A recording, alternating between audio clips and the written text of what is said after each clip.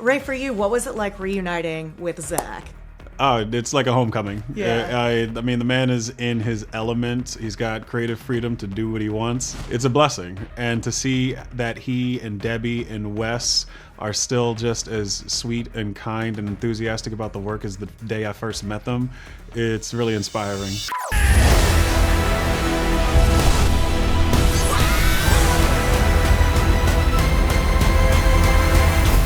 It's a new age for the universe.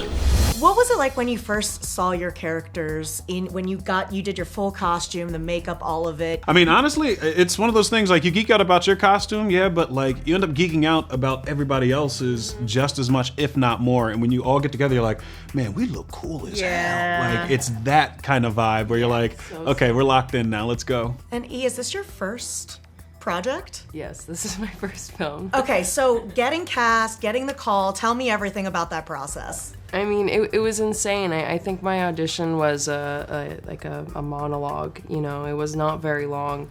I liked the character right away. I got a sense of the determination that they had, so I was very interested in that, not to mention Zack Snyder. So, and then I had a callback, and then I got the call, and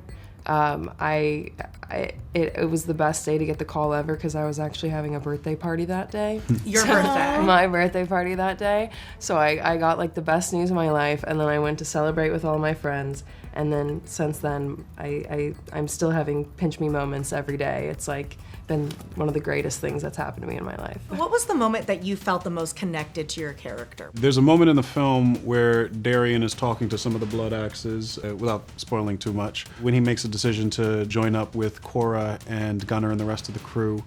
And there was something about that speech that just felt very in tune. I felt very in tune with. Mm-hmm.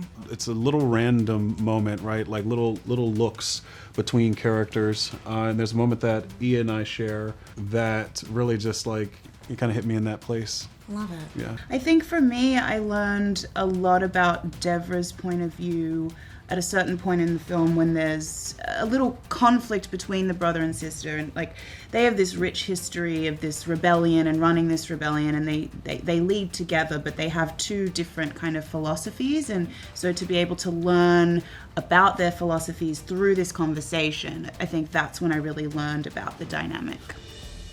Yeah, I think there was a lot of parallels for me as an actor, you know, being new and sort of a fish out of water on a Zack Snyder set, and being really dedicated and excited by our fearless leader.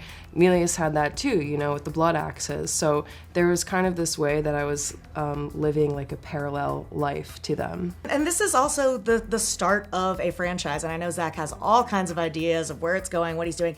What excites you most about the possibilities, and do you know what is to become of your characters, or are you guys in the dark about everything? There's some like vague ideas, but not really like super sure or able to discuss. But that, No you know, spoilers. it's a really, really, really rich world. It could go anywhere, and that's what's so exciting about this IP is that like there's so many avenues. I would watch a spin-off of literally any of the characters. Yeah, same. And then we have our comic, House of the Blood Axe. Yeah, there's a and Blood Axe we'll prequel see. comic that's coming out in January. Yeah. Yeah, so you get to see a lot more of how Devra and Darian started their rebellion. Zack's imagination is totally unbridled in this one, so I just can't wait to see where else it can go.